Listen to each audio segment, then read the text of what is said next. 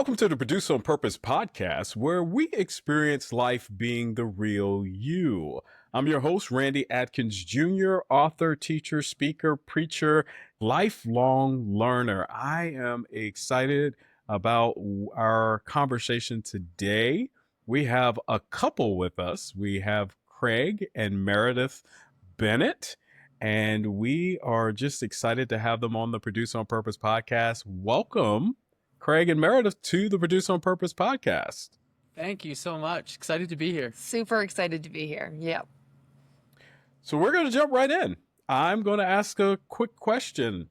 So how did your childhood experiences, Meredith as a high achiever, Craig as a resilient military kid, shape your perspectives on relationships and personal growth? Oh, I love this question. It's such a big question.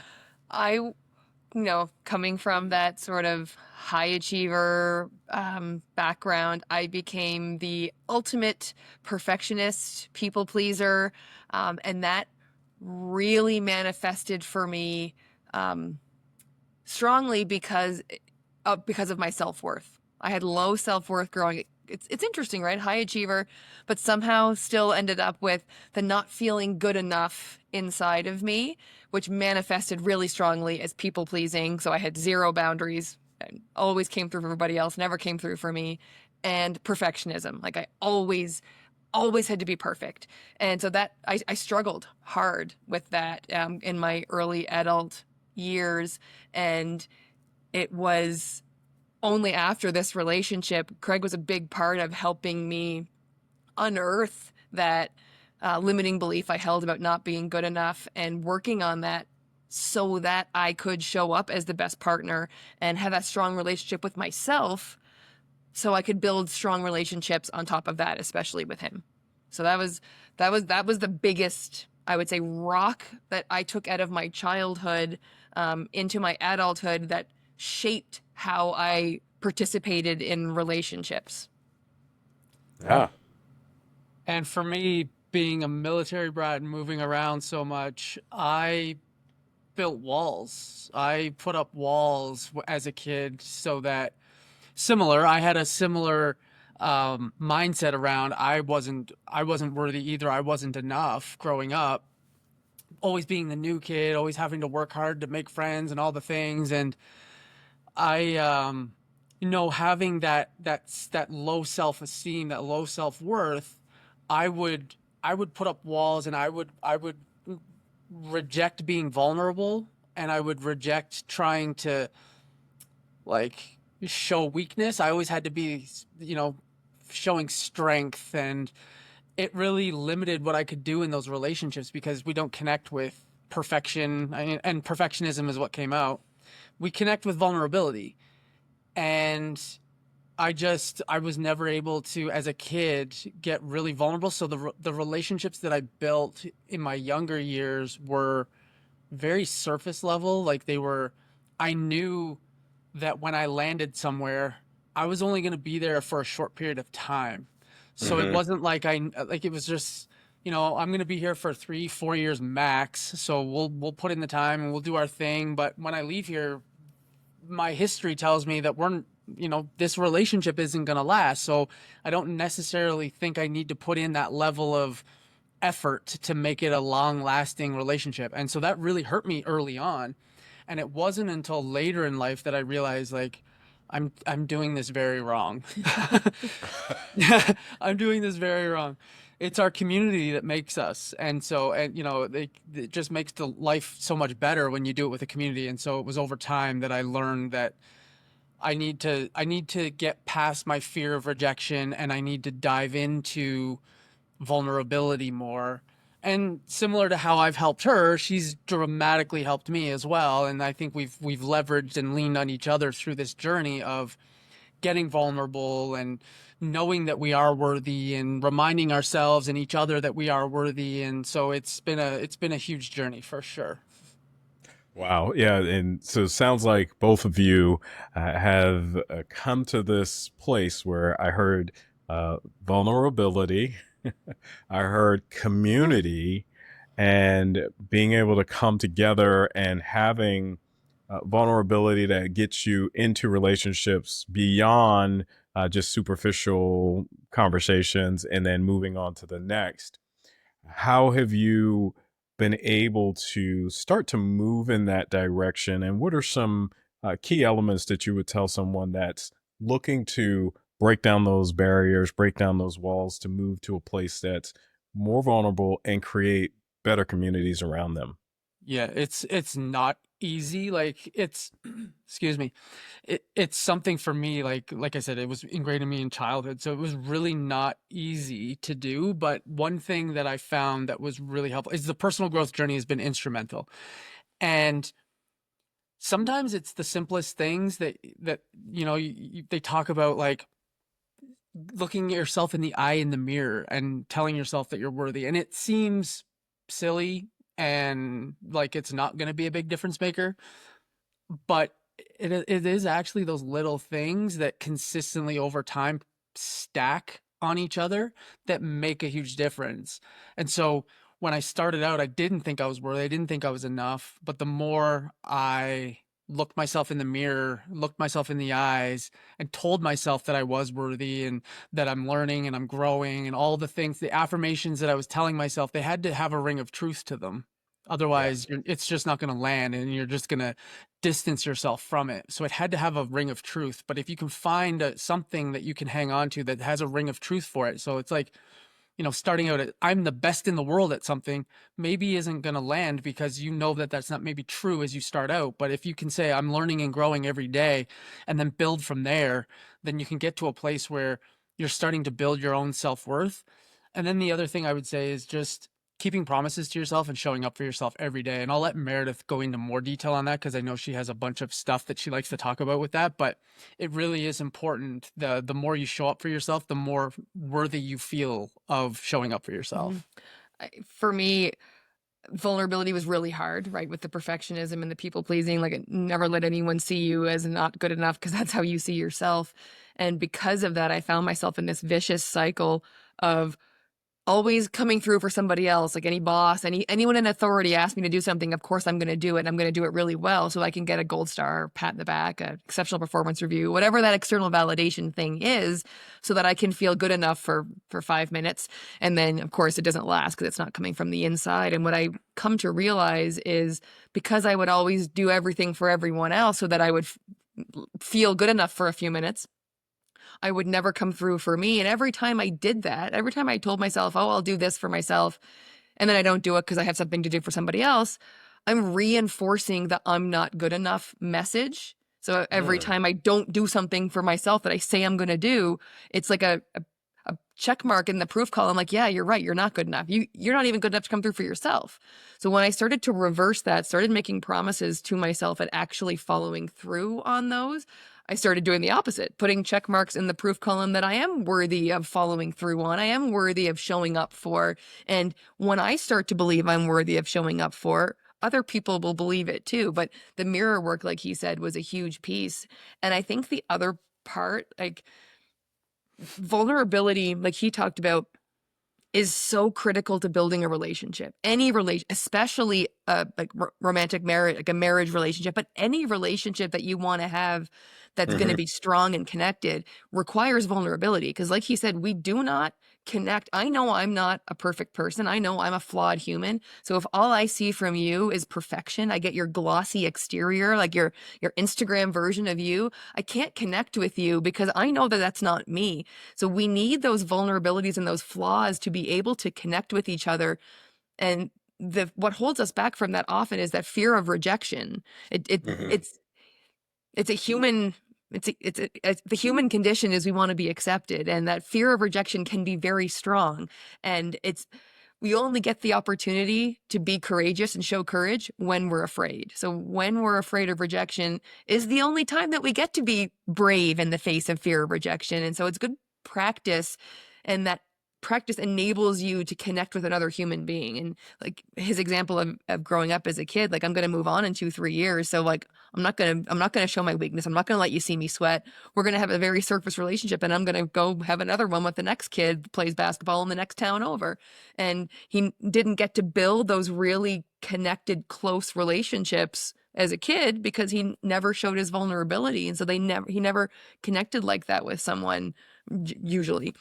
So it sounds simple, but it's a decision to be afraid and to do it anyway. Just show up for Yeah. yourself and say nice things to yourself.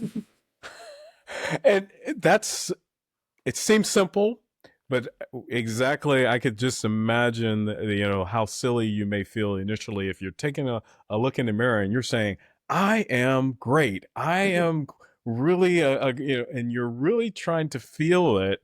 It sounds silly initially. However, over time, as you stated, the practice of it could be something that will cause for you to truly believe and live in it and see it as a part of your life. And the other thing, Meredith, you said earlier that the external validations were temporary. Mhm. So the gold star or the okay from the authoritative person or whomever that said, hey, this is good. It's not until we do more of that internal work within ourselves to find out truly who we are, truly working with who we are in our purpose, that we begin to really step out and see who we are. Yeah. What was the pivotal moment for both of you that made you realize that the corporate world wasn't fulfilling your purpose? And how did you navigate the fear of leaving stability behind? Yeah. So this is an interesting story. So for me, I had been feeling unfulfilled for a while in my corporate job. It was just something that I had been doing for long enough that I felt like I had kind of maxed on the growth. Like I wasn't feeling like I was growing anymore. Obviously there's other opportunities and roles and things, but as I was assessing and figuring out what I wanted to do, it was just like I was getting this feeling like I I, I don't want to be in corporate. I don't want to do the corporate thing. However, it's safe, it's stable, as you've alluded to, and so I didn't make that decision right away. And I kept doing the work for a few years, unhappy, unfulfilled, but safe and collecting a paycheck. And then it wasn't until COVID happened that the world stopped in its tracks for a while, and every company probably on earth was starting to figure out, like, what is this? What do we do? Like, we got to cut costs. Like, this is crazy what's going on in the world right now. And so we were offered an opportunity to uh, either leave, or we could relocate across the country, further away from all our family, further away from those we love. We had just moved into a new house. We were kind of happy with that situation. And the company, said, we're closing this office. You still have jobs if you want them, but you have to move across the country for them. And that was the opportunity that we were presented with. And then there was another moment. Yeah. At that same time, so we're facing this we both work for the same company, which is helpful information. Yeah. So we're facing this decision, a really stressful decision on what we're going to do, because corporate's all we've ever known. It was what we were conditioned to believe was like the gold standard. Go get your big job and stay there and get promoted and all the things. So we're checking all the boxes. So it's a stressful decision. And then we find out my dad has cancer, and we think it's going to be his last Christmas. So spoiler, it was not. We got 4 more Christmases with him, so we were very blessed and grateful. But because we thought it would be his last, we drove home. We spent Christmas with him, and it was on that drive back that we finally had the perspective we needed to make the decision. Like, Dad's health and like really put things in perspective for us, and we realized we did not want to move across the country and be further from all the people we loved, who aren't getting any younger and whose health is not getting any better. And so we decided that we do not want to move across the country. In fact, we want to get closer to our friends and family. And so we decided that we would jump out of the corporate airplane and figure out how to build an entrepreneurship parachute on the way down. And we had no idea what we were going to do. But we went for a walk that night, and it just felt like the right decision. Like, we didn't have a plan, which is stressful for 2 planners. Totally. It was exciting, though. It was like this exciting feeling that not feeling fulfilled in your corporate job and thinking, oh, I'm going to put this behind me and I'm going to find something that does fulfill me. We're going to go and we're going to contribute something to the world that makes the world a better place. That's exciting. And so that was kind of the feeling in that moment, even though it was super, super scary. Like she said, we're both planners. We usually have a checklist of stuff and we're on top of it. And this was just a feeling. It felt like a flashing a sign saying exit here, basically. And so we were like, I think we have to take this exit ramp. I think this is the move. It just felt right, as scary as it was. So. And a lot of times we have uncertainty when we are moving to that next step in our lives or having to make that big choice because we don't know what's going to happen. However, as you both alluded to, there was a feeling there and an agreement there to take that step. And it's the courage. Meredith brought it up earlier as well, is like courage. We have courage to make those steps, then you start to see something different. So as you guys reflect on that journey from corporate to entrepreneurship, what were the most surprising lessons about yourselves and as individuals and as a couple that you figured out? Oh, some good ones. The first one, I'm going to go out of order a little bit. The first one is I didn't realize how much entrepreneurship depends on you and your personal growth. Yeah. Like we were both really successful in corporate and we could be really successful in corporate without doing much personal growth work at all. Like at all. But when we made the transition, we quickly realized that the growth of the business is hamstrung to the growth of us. And so for the business to flourish, we need to grow and evolve and develop into the better versions of ourselves. So that was the very first lesson. I think that one of the big lessons that we learned along the way is your business goes as you go. Yeah, that was a huge one. I think underrated. Like I just did not expect that the personal growth journey was going to be as important and as prevalent as it has been for us going into business. I really did think like, oh, we're going to jump out of corporate. We're going to hop into a business. We're just going to learn some business stuff. We're going to focus. We're going to buy some business books, take some seminars, get a coach or something, but it's going to be focused on business. And then we're going to hit the ground running. We're going to be good. Yeah. No, this is not the case. No. At all. This is not how it goes. I think another lesson we learned is you do have to know where you're going in order to get there. Oh, yeah. So we jumped into a few businesses first, like more than one, that did not align at all with what we ultimately wanted our life to be like. But because we didn't actually do the work to say, what do we want our life to be like? Surprisingly, we didn't build a business that would get us there. We just jumped into we started with real estate because, everybody makes money in real estate. Let's get into real estate. And we hated it. We were miserable. It was terrible. Yeah. But we didn't realize we hadn't done the work of where do we want to go? What do we want our life to be like? So we didn't build a business that would get us there. So we axed that. We had this we talked about in corporate, there was this sense of unfulfillment and that we wanted to do something that we were going to help the world. Like we were going to, give something. What's our gift? How do we serve the world? And the thing was, when we left corporate, we got into such an anxious state because it's scary that our first thoughts weren't to find that mission, to go and serve the world with those gifts, find those gifts and figure out how we're going to serve. It was more about replacing the lost income so that we could survive down the line. And when you chase money, money runs. It's just that when you chase anything, it's going to run away from you. And so, that failed business at the beginning was an eye opener for us in that, no, we really need to understand what's our North Star. What are we actually trying to achieve? What are we going towards? And so that was a huge lesson for us, is that when you're undertaking anything, and it seems so obvious now, when we talk about it, it's like, yeah, duh, how did you not see this? That, you need to know what you're going after so that you can actually get it.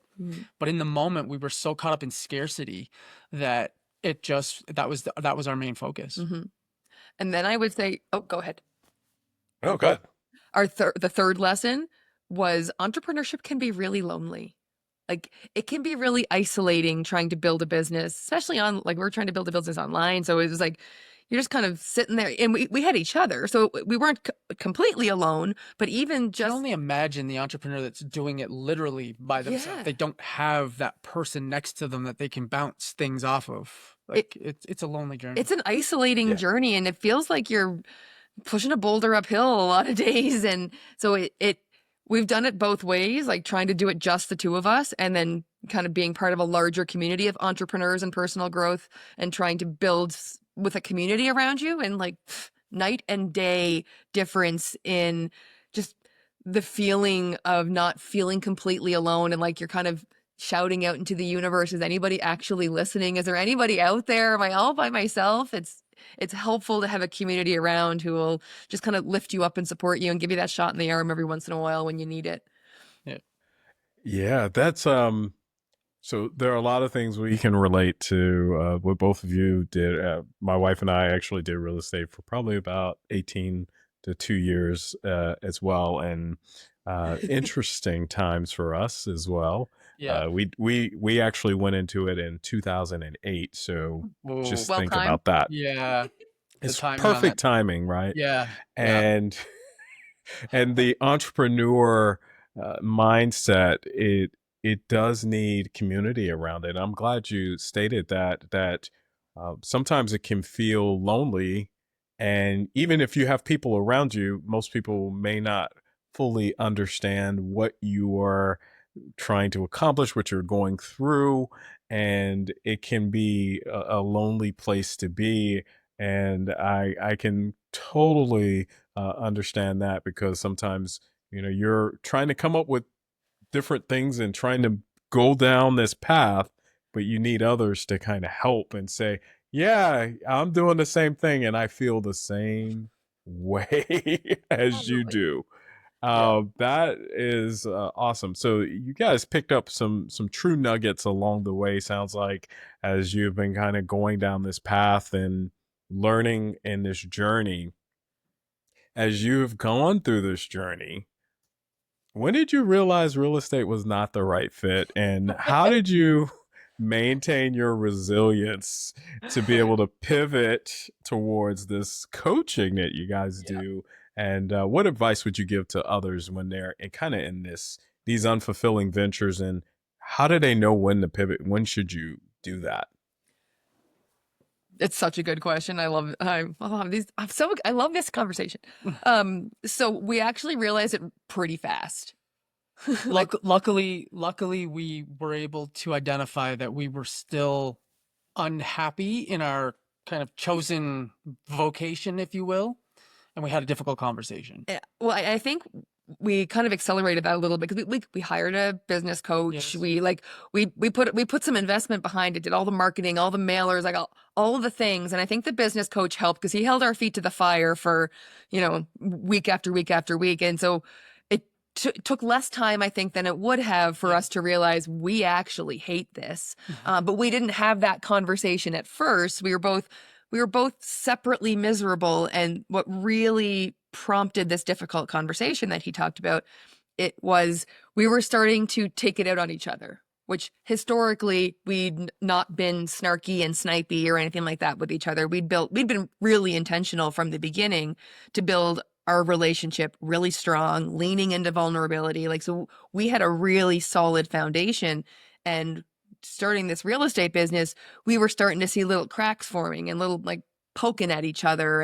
And that's when he kind of, what we like to call, threw the challenge flag and said, we need to have a difficult conversation, which we call it the challenge flag because we wanted to take a time out and review the decision that we made, review the call we made on the field to see if it was still the call we wanted to make today. And that's when we found out we were both very miserable and hated what we were doing, and let our business coach know that we also hated it.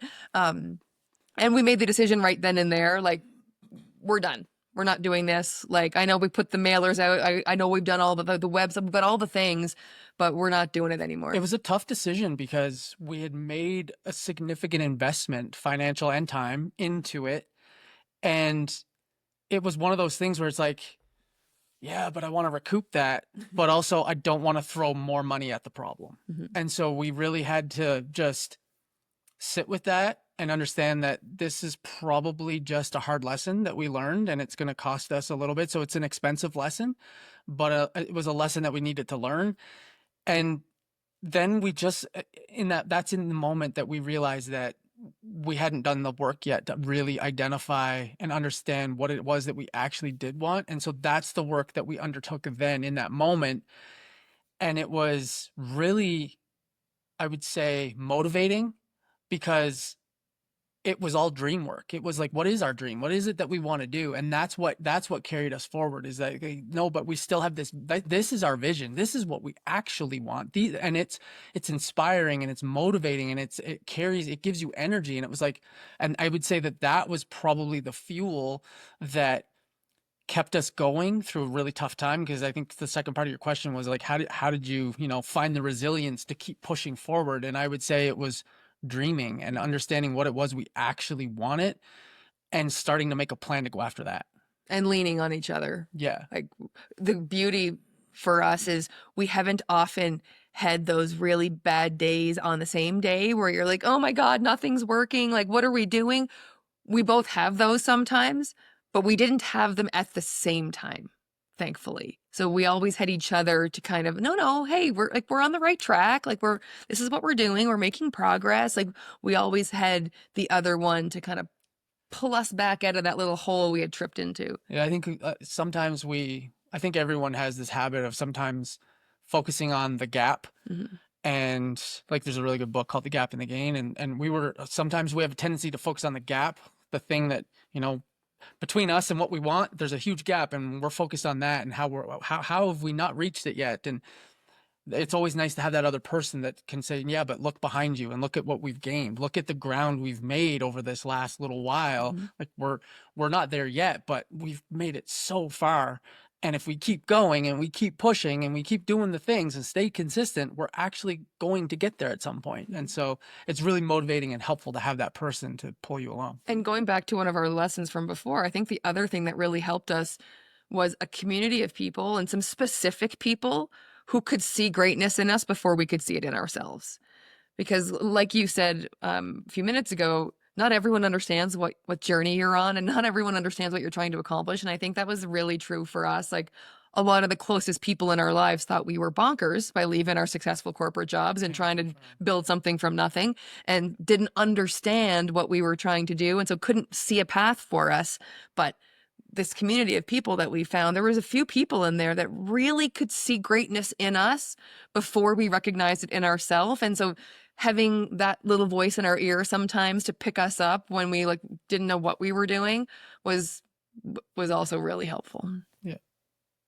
That's that true support. I call that having the smaller circle that's around you, that they really don't judge.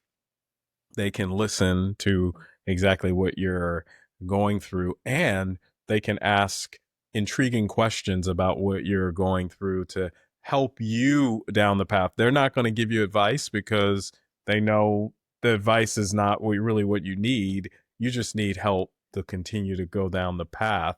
And when you get that, then it's cool. The other thing that you guys said that I really enjoy is that you dreamed. However, that dream was bigger than where you were. And I believe that sometimes we all get caught into a place where we see some of the means to an end versus actually living in that, I live in this life that is much bigger than what I am. And when you start reaching those kinds of goals, it's the forever goals that you're continuing to have that drive and that resilience. So thank you for sharing that. So as you have navigated, I have read that you have said your relationship is described as a superpower.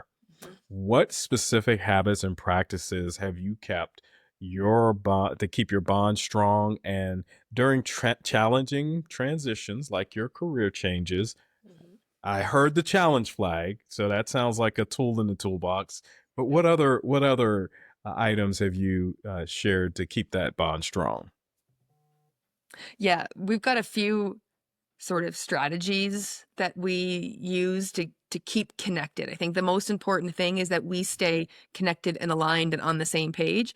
And going a little bit out of order on how I would normally describe it, because we talked about the dreams, that one's key. Having an aligned vision of where you're going.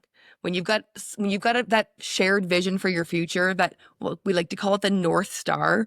When you've got that North Star and you know where you're going, it's big, right? It takes a lot of work. It takes a lot of, you got to be on the same team, rowing in the same direction to get there. So when you're both consumed and motivated by this vision of the life that you're trying to create, it helps keep the rest of the littler things in perspective. So that the smaller things that sometimes tend to create friction, like my mom used to call them, like making mountains out of molehills, like those things tend to stay in perspective and they don't tend to cause as much friction in the relationship when you've got your eyes on the bigger prize.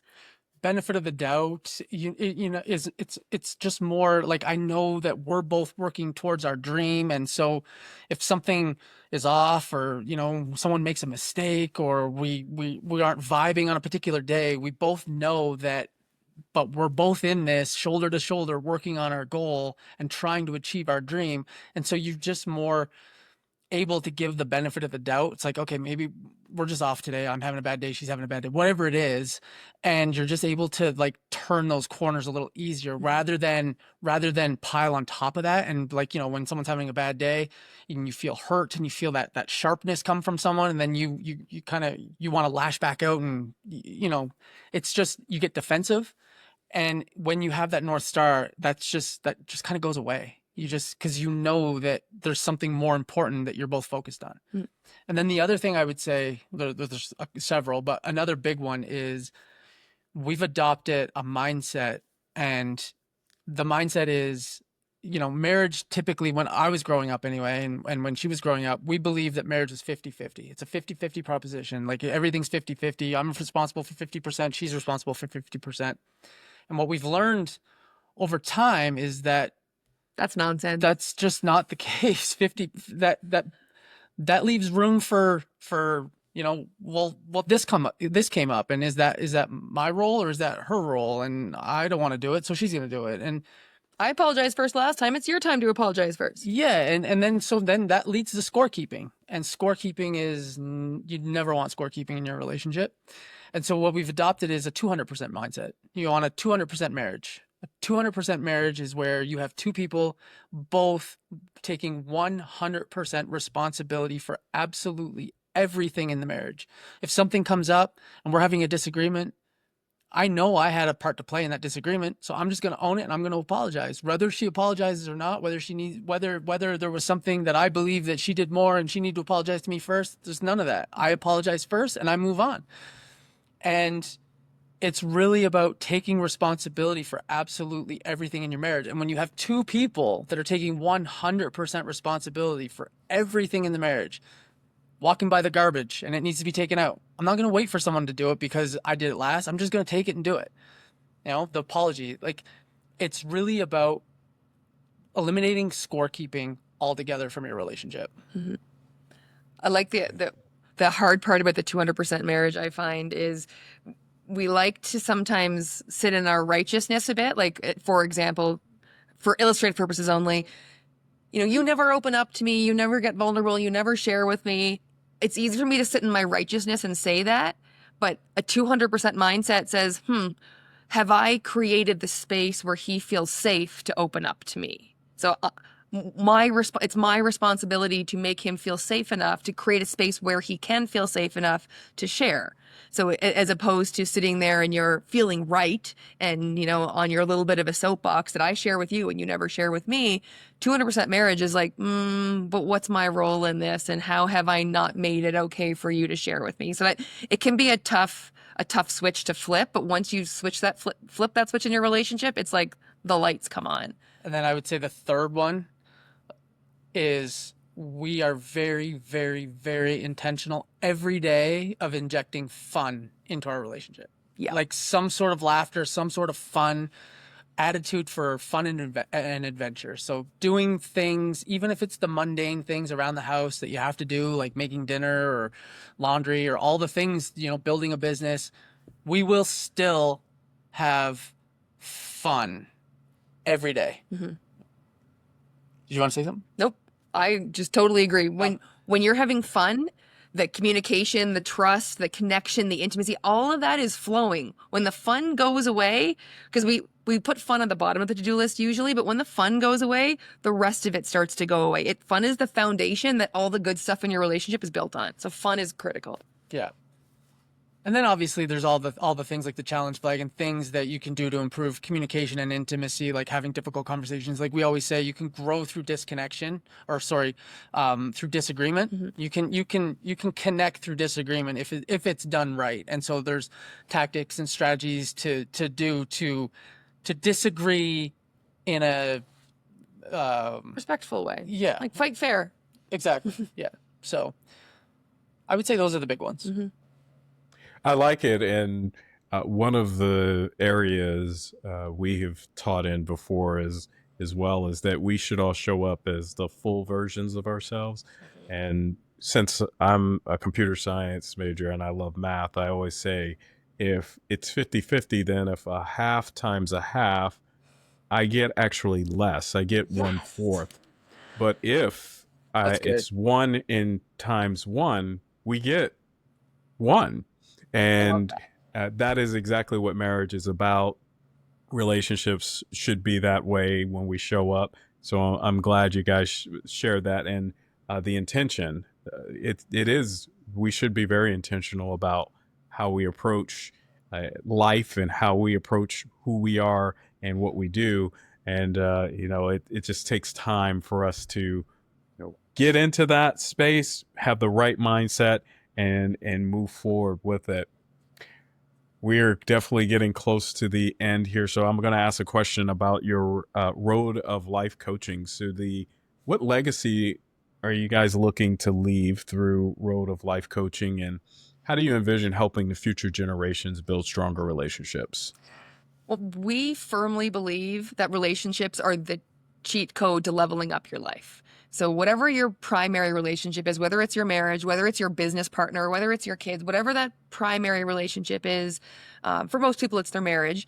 When that's not working, you're spending a lot of time and energy and attention on repair, on walking on eggshells, on arguments, on repairing after argument. It takes a lot of resources from you to be in that. When you've got that dialed in, when that's thriving and you're in maintenance mode and everything, it's clicking, you're working, you're in the right mindset, and you're both kind of aligned, you both have that time, attention, energy, focus to redirect to the big goals that you have. And so you've got that resources, they've got those resources. It's like this exponential energy force that's propelling you towards the other big goals. So when you can dial in and have a thriving relationship, it's a cheat code to leveling up your whole life. So I think that's one piece of it. And then the second piece of it is, especially when we're talking about marriage, you're role modeling the relationship and the human being that you want your kids to be. Like, your kids don't listen very well at what you tell them, but they really do a great job of imitating you and becoming you. So are you the human being that you want them to be? And are you in the relationship that you want them to be in? And if you're not, you've got time to change that, but they're gonna recreate what they've lived. And so make sure you're role modeling what you want for them. And we want to help all couples be able to become the human, have the life, and have the relationship that they want for their children. That's outstanding. Modeling is probably one of the things that we sometimes overlook, that people use as truly that cheat code of what's going on. And if you're modeling that in your life, it does make a big difference.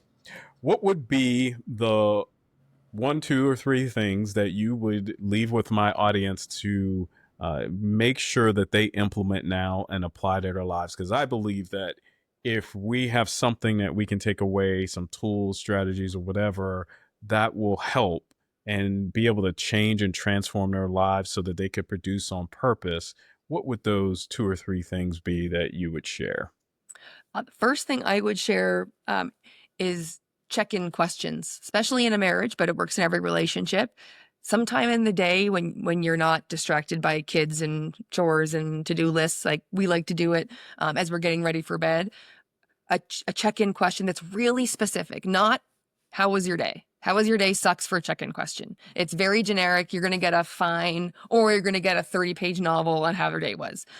What you want to ask is something super duper specific. Something like, what was your favorite part of your day? Or what was something fun that you did today? Or what did you learn today? Something specific that makes the other person have to actually think about it for half a second to give you a thoughtful answer. And when they have to give a thoughtful answer, it makes them feel like you actually care about what they're saying and that you actually want to be included in their day. So it makes you feel more connected, and then you can respond and you end up having a deeper conversation, like that goes a level deeper than you would normally have. And that's how we like to maintain connection and alignment sort of day in and day out.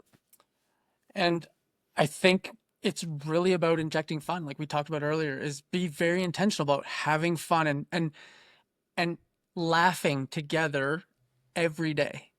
Like laughter literally is the best medicine. You bond, the like inside jokes, the things that you enjoy and have fun doing, do them together. Have karaoke while doing the dishes, like just have a dance party while making dinner, whatever it is, but inject fun into your everyday. And then the last thing, we've touched on it a couple of times, is really dream together. Have your dream life plan and take a step towards it. Like do something, like take one action towards it together. Something that, oh man, I always wanted to take this vacation to Bali, or I always wanted a house on the lake, or I always wanted to start my own business, or whatever it is. Do something where you're building your dream life together and take a step towards it together. Take an action that you can do today or tomorrow or whatever that gets you one step closer to that dream.